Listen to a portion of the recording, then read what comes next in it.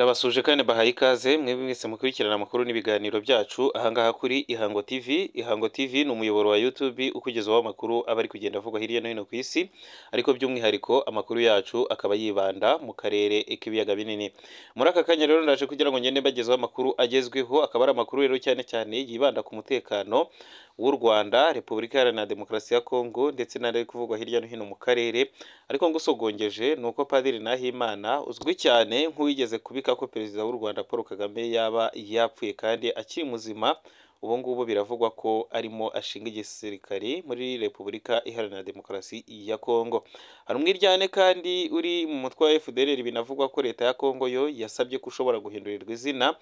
Byose rero turabinyuramo gatanu kuri gatanu, tugende turebera hamwe, tunakubwire kandi inkomoko y'aya makuru yose muri rusange.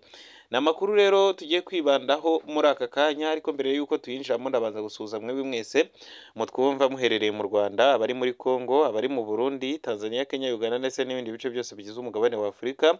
Mwese ndabasuje kandi mbahaye ikaze mu makuru yacu y'aka kanya. Reka kandi nongere nshimire mwebwe mwese mutwumva muri ku migabane ya kure, haba ku mugabane wa Amerika, umugabane wa Aziya, umugabane w'Uburayi. Namwe mwese ndabasuje kandi mbahaye ikaze muri aya makuru yacu y'aka kanya.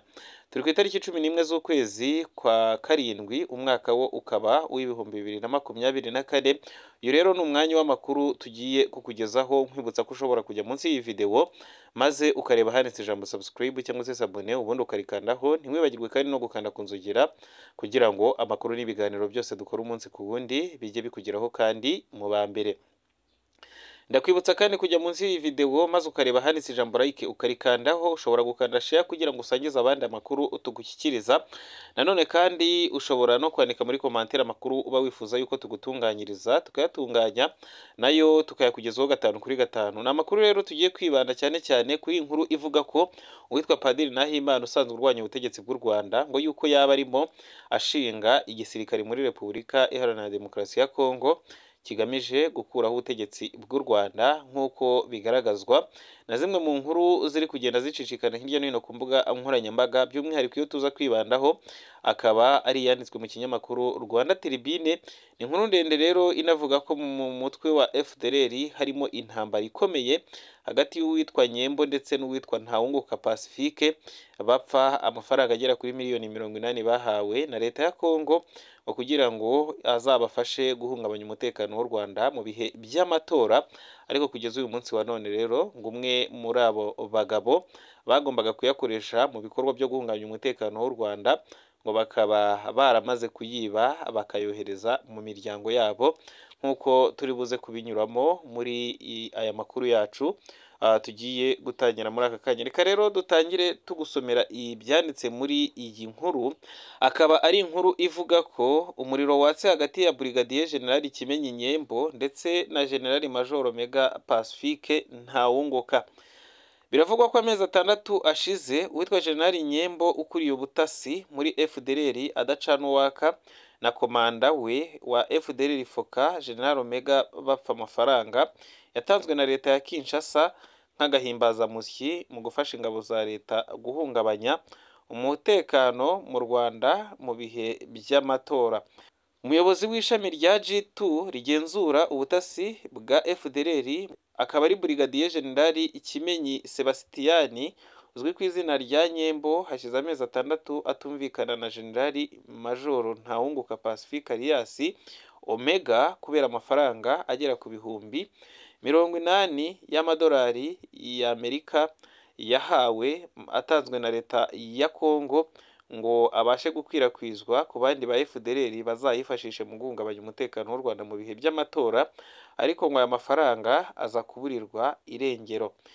Isoko ya Rwanda Tribune dukesha amakuru iri mu mujyi wa Goma ivuga ko igisirikare cya Kongo cyatanze amafaranga anyuze kuri General Ndayizeye ukuriye urwego rw'ubutasi muri FDLR ayashyikiriza General Kimenyi Nyembo, aho bivugwa ko baba barahuye tariki ya 12 z'ukwezi kwa mbere 2024 ngo bahurira hitwa Ihusi Hoteli. Isoko ya Rwanda Tribune kandi ivuga ko aya mafaranga umutwe wa FDLR wari wayatse leta ya Kinshasa kugira ngo azafashe uyu mutwe guhungabanya umutekano w'u Rwanda, ariko icyaje kumenyekana ni uko ayo mafaranga Brigadier General Nyembo atayagejeje ku bo bireba, ahubwo akihutira kuyaverisa ku makonti y'umuryango we uba mu bihugu by'i Burayi, nk'uko hari n'andi makuru avuga ko yayoherereje umugore we.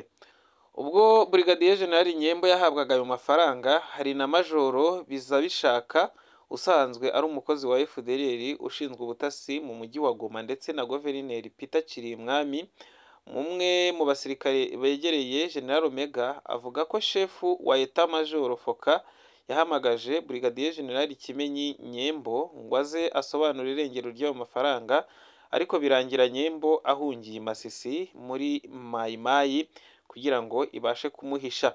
Igiswa ry'aya mafaranga ryatumye leta ya Kinshasa ifata ibyemezo bikarishye, isaba ko benshi mu basaza bari muri FDLR bakurwaho bagasimbuzwa abasore ku ikubitiro. Bakaba rero basaba ko General Ubyiringiro Victor ndetse na General Omega Ntawunguka alias Brigadier General Kimenyi Nyembo, General Powete Amikwe ndetse n'abandi barengeje imyaka 60 ko bagombye kuvaho, ndetse n'izina FDLR rigahindurwa. Birumvikana ko rero leta ya Kongo igomba kuba icungirwa hafi, kubera ko biragaragara ko ishobora guhindura umutwe wa FDLR ikawuhindurira izina isaha ku isaha. Naho General Major Ntawunguka Pacifique we arashinjwa ko akorana na leta y'u Rwanda, bitewe n'uko Kinshasa itigeze imushira amakenga, mu gihe General Kimenyi nawe ashinjwa ubujura n'ubusahuzi, kandi ko afite gahunda yo kujya mu gisirikari, bikekwa ko kiri gushingwa na Padiri Nahimana Thomas. Kinshasa yo igasanga uyu mupadiri ngo ari umutekamutwe ushaka kwirira utwa rubanda. Ni amakuru rero nk'uko nari ndimo mbikubwira ntangira aya makuru, uwitwa Padiri Nahimana biravugwa ko ashaka gushinga igisirikari muri Repubulika Iharanira Demokarasi ya Kongo.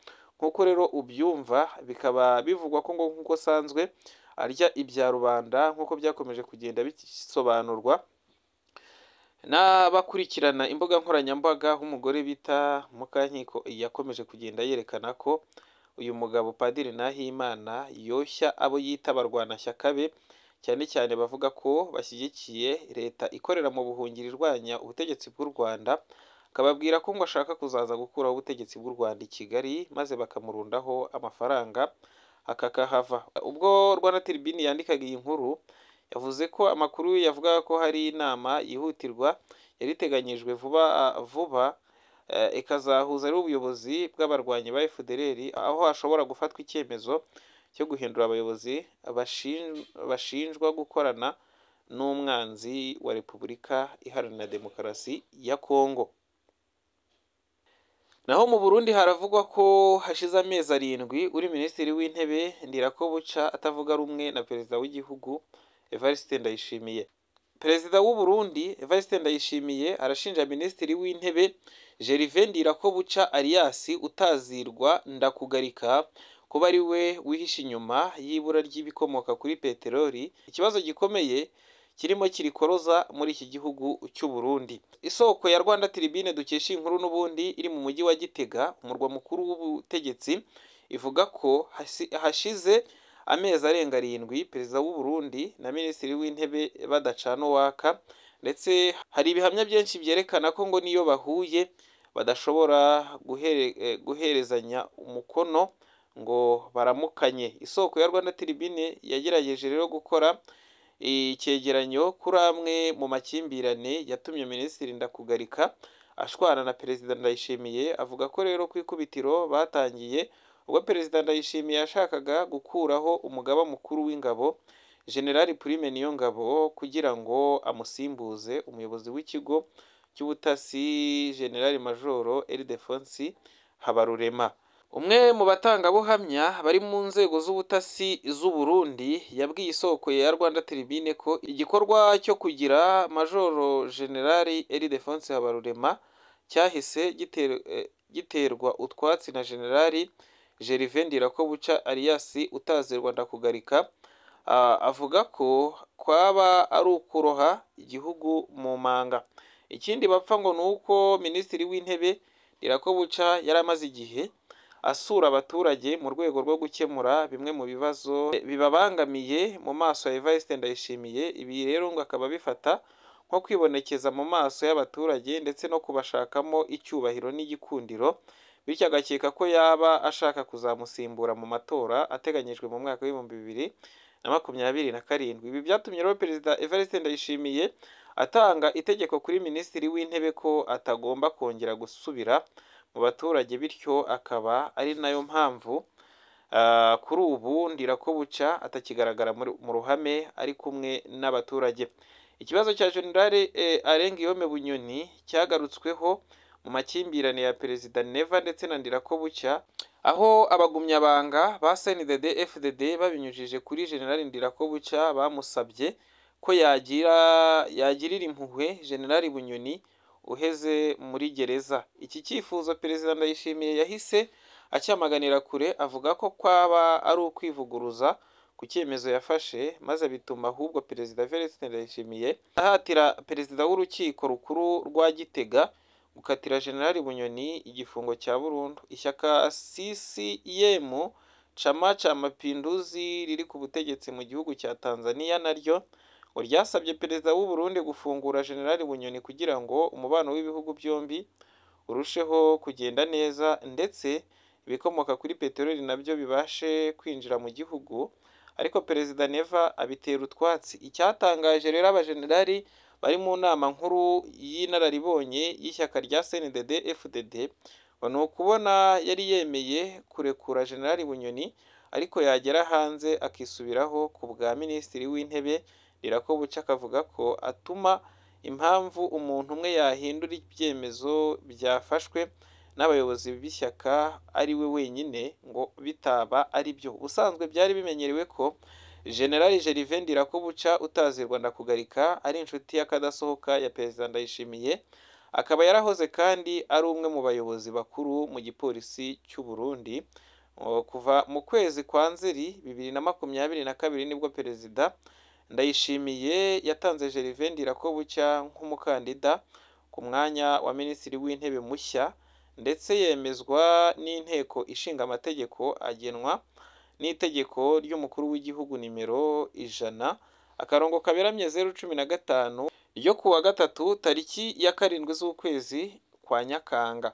Lieutenant General de Police Gervais Ndirakobuca akaba yarasimbuye mugenzi we kuri komiseri wa polisi General de Police Arenguiyome Bunyoni wari kuri uwo mwanya kuva Perezida Ndayishimiye ageze ku butegetsi mu kwezi kwa Kamena mu mwaka w'2020.